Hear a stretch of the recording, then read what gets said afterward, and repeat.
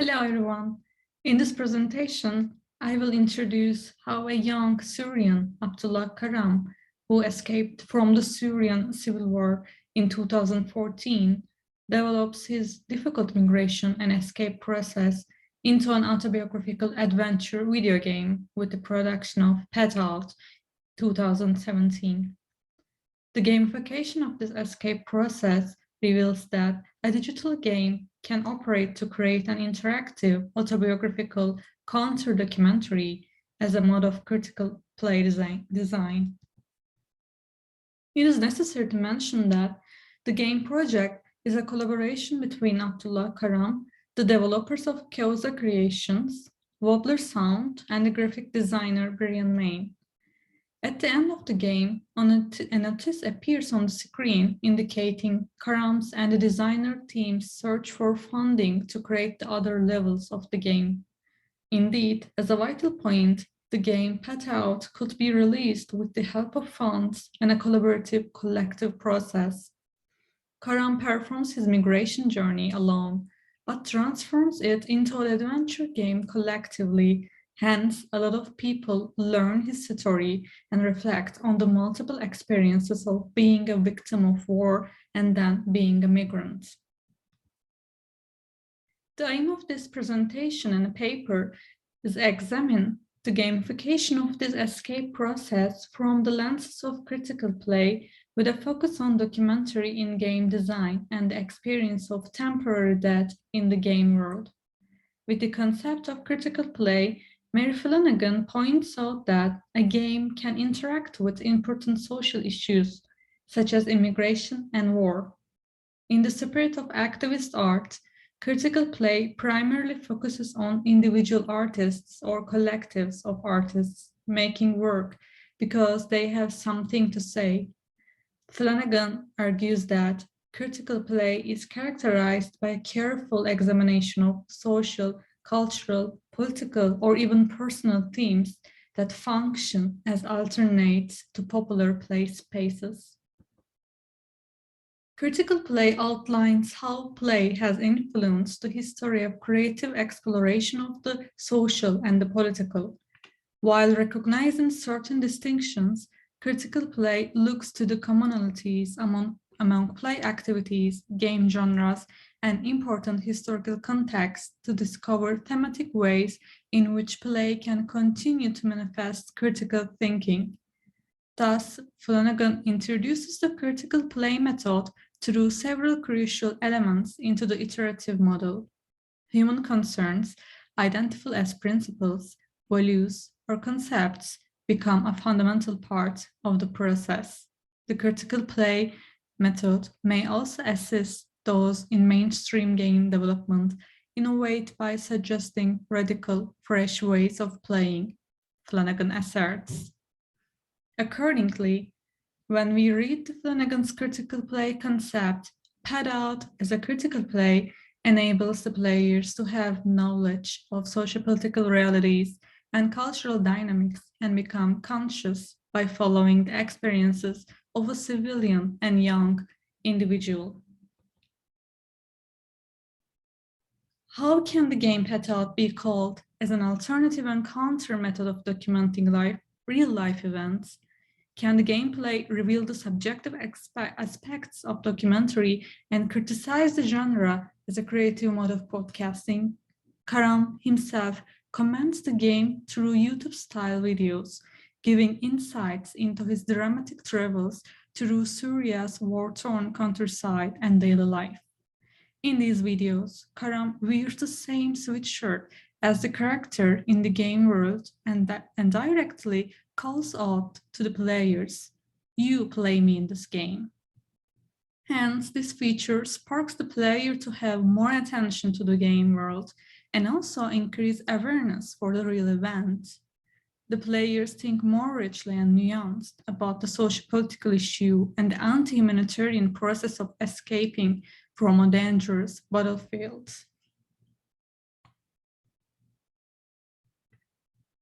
Pet Out builds an interactive counter-documentary as the inserted video clips by Karam foster a mode of listening to the migration experience from the first hand. The podcast-style in-game interventions of Karam, via previously recorded short video clips upon gameplay, provide information and comments on practices of a culture, traditions of a community, and everyday life in a spatial time and place. Through video commentaries, Padalt calls attention to the dislocation and anti-humanitarian circumstances of Syrian Civil War, which has begun in 2011.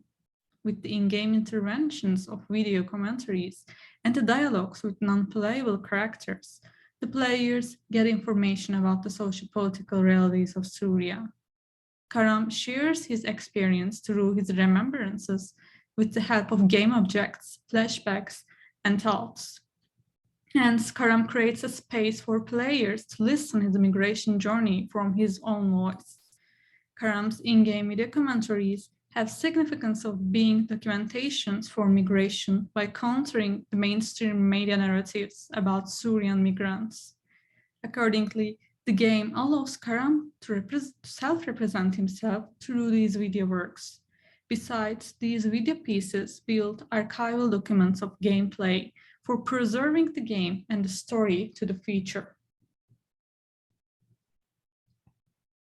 The game becomes a useful tool for Karam to convey his human interest story of survival in his own voice. Making himself visible and making his voice audible are important positions Karam has taken in relation to being displaced. How can games be an alternative mode of documenting real-life events? To answer this question, Karam's in-game interventions as archival documents of gameplay allow the player to establish a link between reality and the virtual environment in the game. Karam's video comments function for supporting an alternative social memory. Through several interventions of video comments, he makes critical comments regarding stereotypical assumptions about Syrian culture. Karam provides how civil war affects sociocultural practices in Syria. For example, when the players click on a camel standing in the main street of the old town, one of his records appears on the screen, and Karam says that, "No, we don't have camels in our hometowns. Stop racism." Cultural representations are shaped by power structures that encode and decode the messages and images. Thus, most importantly, there is ideology hidden in constructing images that influences how people produce meaning by looking at them.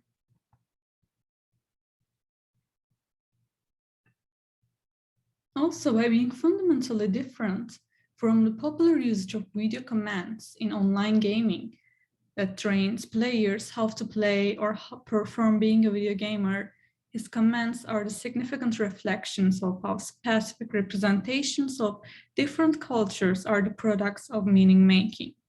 Self-reflexive and self-narrating subject positions in autobiographical media give a chance to migrants to appear differently than the dominant discourses have shaped them as being excluded or suffered. The video method used in the play documents Karam's memories and experiences and produces a different collective history and self-representation for being a migrant. As the experience of immigration is one in motion, games can allow for a multi-layered representation of this movement. The players perform migration from their immobile playing conditions. So playing a civil during the war as an unconventional type of gaming helps us to consider it as a critical play. From the very beginning, the players start the game in a dynamism which is full of panic and fear. As in the gameplay, his migration journey occurs almost illegally and out of the records. Without a map or a trustful guide, Karam leaves his home. He can only take some essentials with him, such as a small amount of cash and his passport. As Karam indicates, you say goodbye to your hometown, but by asking why has it happened to my place? As an essential feature of critical play, the game encourages players to ask questions, especially questions related to various conditions of human beings. I would argue that Path Out is a game in which the concept of social mobility is experienced through the theme of migration and escape.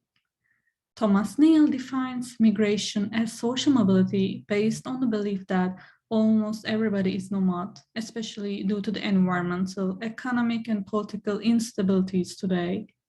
In this direction, gamification of migration as social mobility and escape from war both help to expand the definition of play and politicizes it. Migration is also associated with the immigrant renouncing their belonging or sacrificing their rights for the sake of a better life. Otherwise, Karam has to join violence since it's a civil war. There is not a specific enemy. People would kill their citizens, or with the Karam's world, they would kill their friends and families. In the end of the game, near the Turkish-Syrian border, Karam is alone in a dark forest, seems like lost, and tries not to get caught in the mines and not to be killed by the border troops. The dark, spooky, and ambiguous atmosphere of the border evoke the unknown after crossing the border. Following this, being inside does not guarantee to be safe. Their own country does not provide basic human rights. By referring to Bashar Sharkar, being inside the border does not ensure a strong sense of belonging or an inconvertible set of political rights or develop capacities for a productive life. In the last episode, each time when the player dies, they get a new chance to cross the border because the real Karam is alive, and that at the age of the game is experienced temporarily. However, the player's desire to replay turns into an uneasy experiment as each replay turns into a kind of survival practice, taking the form an inexcusable spiral of resurrection. While the players fail to cross the border and die several times in a row, one of Karam's video commands appeared on the screen, and he warns the player, "You are killing me." This sudden interpretation or intervention, which will cause panic as if it were not in a game universe, is vital to break the magic circle in the game. By doing that, Karam emphasizes the disconnection between how the players die in video games versus dying in the process of migration. With this mechanic, the players become conscious about the reality of deaths of migrants as new refugees will continue to flee at the expense of their lives. The game ends with Karam successfully crossing the border. When he crosses the border, he enters Turkey by showing his passport to a Turkish soldier. However, such a border crossing is neither safe nor official. Karam's experience is just one of the survival struggles of the Syrian people. As a very similar case with Karam's, today many immigrants try to find their ways to cross the borders, pass over the paths, seas, or mountains. They also need to cope with the smugglers who try to take their money for a deadly trip. The United Nations identifies 13 million as displaced persons requiring humanitarian assistance. It can be stated that the motivation and hope to have a better life prompts Karam during the real escape.